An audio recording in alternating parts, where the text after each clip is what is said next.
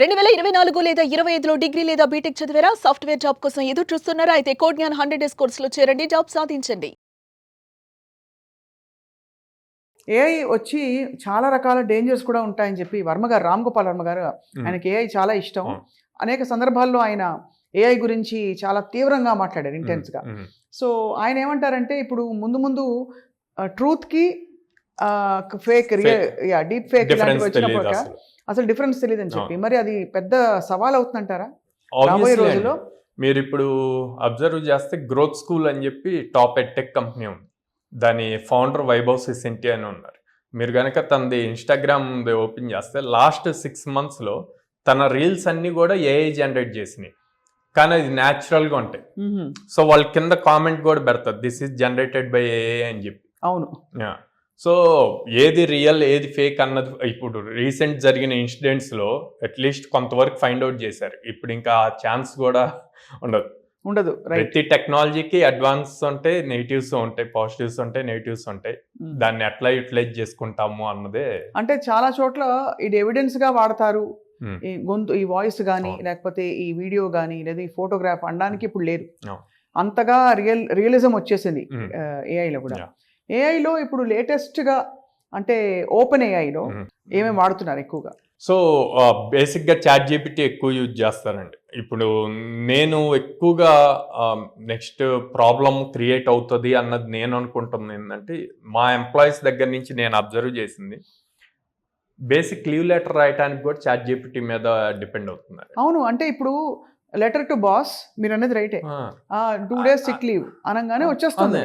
అదేమవుతుంది, రేపు పొద్దున్న రాను చాలా ప్రాబ్లం క్రియేట్ అవుతుంది. అసలు థింకింగ్ ఎబిలిటీస్ పోతాయి అన్నమాట. బేసిక్ 2+2 అన్నా కూడా వాళ్ళు ఇంకా చాట్ జీపీటీ అడిగే పాయింట్లో అయిపోతారు. అంత థింకింగ్ కూడా రాదు.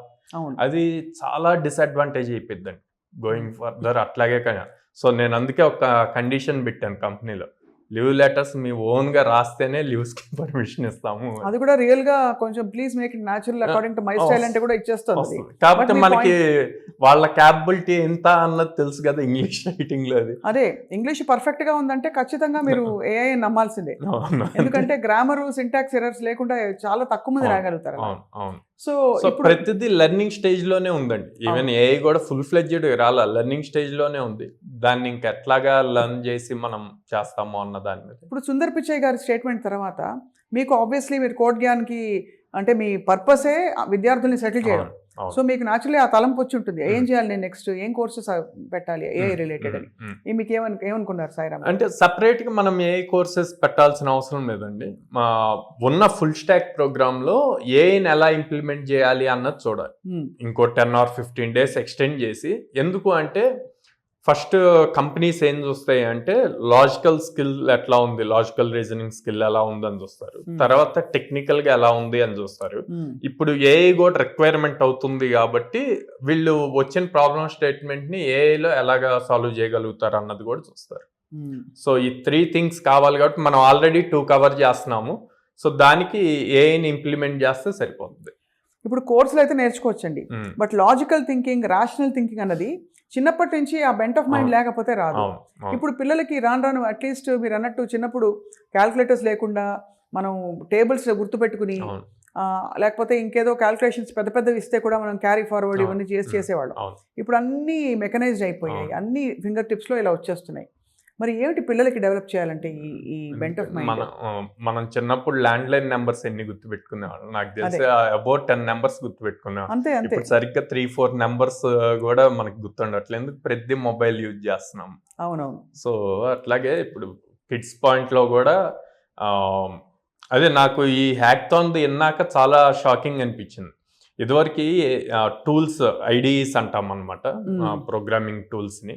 సో అది టైప్ చేస్తుంటే ఆటోమేటిక్ సజెషన్స్ వస్తాయి.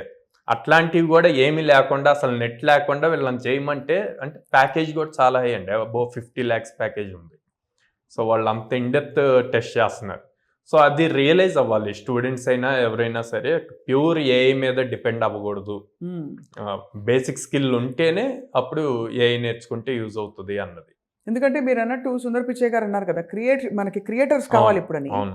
అంత క్రియేటింగ్ కేపబిలిటీ ఉండాలంటే ముందు మెంటల్ ఫ్యాకల్టీ స్ట్రాంగ్ గా ఉండాలి. ఆబ్వియస్లీ ఏఐని మనం ట్రైన్ చేయాలంటే మన హ్యూమన్ ఇంటెలిజెన్స్ అప్లై చేయాలి కదా, ఇంకా బలంగా అవును. ఉండాలి. దానికన్నా ఇదే బలంగా ఉంటేనే ప్రపంచం ఉంటది. సో మీరు ఇచ్చే ఫుల్ స్టాక్ ప్రోగ్రామ్స్ ఇవన్నీ కూడా మనకి రాబోయే ఇండస్ట్రీ నీడ్స్ ని అడాప్ట్ అవ్వడానికి పనికొస్తాయండి. యూజ్ అవుతుందండి.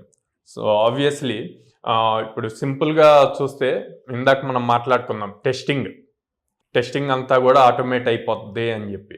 సో ఆ టెస్టింగ్ ఫేజ్ ఎప్పుడు వస్తుంది? డెవలప్మెంట్ అయ్యాక వస్తుంది. అవును. అదే వీళ్ళకే ఈ ఏఐ కూడా వచ్చింది అనుకోండి, వీళ్ళే డెవలప్ చేస్తారు. డెవలప్ చేశాక ఏఐని యూజ్ చేసుకొని టెస్టింగ్ కూడా కంప్లీట్ చేసుకుంటారు. ఓహో. సో అలాగా they can grow in there careers. ఇప్పుడు ఇంజనీరింగ్లో కూడా మనకి ఇతర బ్రాంచెస్ ఆఫ్ ఇంజనీరింగ్కి ఇది పెద్ద సవాల్ అవుతుందంటారా? బికాజ్ ఇది ఏఐ డామినేటెడ్, మనం ఎక్కువగా సిఎస్ గురించి మాట్లాడుకుంటాం వెనబెట్టాం, బట్ ఇతర బ్రాంచెస్ మెకానికల్, సివిల్ వీటిలో కూడా ఆబ్వియస్లీ అండి ఇప్పుడు ప్రతి దాంట్లోనూ ఏఐ ఇంప్లిమెంట్ చేస్తున్నారు, మెకానికల్, సివిల్ కూడా.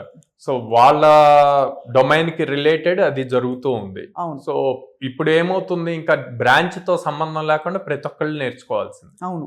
బేసిక్ ప్రోగ్రామింగ్ నేర్చుకోవాలి, ఆ నేర్చుకున్న ప్రోగ్రామింగ్తో ఏఐని ఎలా ఇంప్లిమెంట్ చేసుకోవాలి అన్నది నేర్చుకోవాలి. మీ ఎక్స్పీరియన్స్లో ఇంజనీరింగ్ గ్రాడ్యుయేట్స్ అని చెప్పుకుని వచ్చేవాళ్ళు, అంటే ఇంజనీరింగ్ గ్రాడ్యుయేట్స్ తక్కువ అని కాదండి, లేదు ఈ కోర్సెస్ చేసిన వాళ్ళే గొప్ప అని కూడా నేను అనడం లేదు, బట్ చాలా పెద్ద ఛాలెంజ్ పాపం వాళ్ళకి.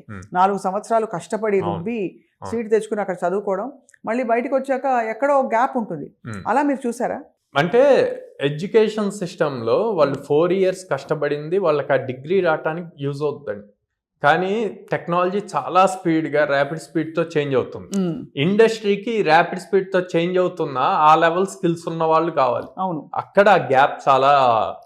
దాదాపు ప్రొఫెషనల్ ప్రోగ్రామ్స్ అన్నిట్లో ఒక ఇంటర్న్షిప్ ఉంటుంది కదా, ఏదో కంపెనీలో వెళ్ళి వర్క్ చేసే అవకాశం. అలాంటప్పుడు అక్కడ కూడా వాళ్ళకి ఈ గ్యాప్ ని బ్రిడ్జ్ చేసే అవకాశం ఉండదా? మనకి ఒక ఇయర్లో ఏపీ తెలంగాణలో 6 lakhs members పాస్ అవుట్ అవుతున్నారండి. అది బోత్ డిగ్రీ అండ్ ఇంజనీరింగ్. మీరు అన్నట్టు ఇంటర్న్షిప్ ప్రోగ్రామ్ తీసుకుంటే ఎన్ని కంపెనీలు ఉన్నాయి, ఎంతమంది వెళ్ళి రియల్ గా చేస్తున్నారు. ఇప్పుడు కంపెనీస్ ఇవ్వాలి అన్న ఆ స్కిల్ ఉండాలి కదా స్టూడెంట్స్ కి. కరెక్ట్. అవును. కాలేజ్ నుంచి డైరెక్ట్ కంపెనీలోకి పంపిస్తున్నప్పుడు వాటి resources free of cost use చేస్తున్నప్పుడు వీడు స్టూడెంట్ స్పెండ్ చేసే 3 months 6 months వాళ్ళకి ఏదో ఒక రిజల్ట్ రావాలి. అంత స్కిల్ ఉండట్లేదండి. అవును, అంతే కదా. ఆ స్కిల్ లేకపోవడం వల్ల వాళ్ళు వెనకబడిపోతున్నారు. మీరు ఈ మధ్య కాలంలో మంచి ప్లేస్మెంట్స్ ఇచ్చినట్టు విన్నాం మీ స్టూడెంట్స్ కి.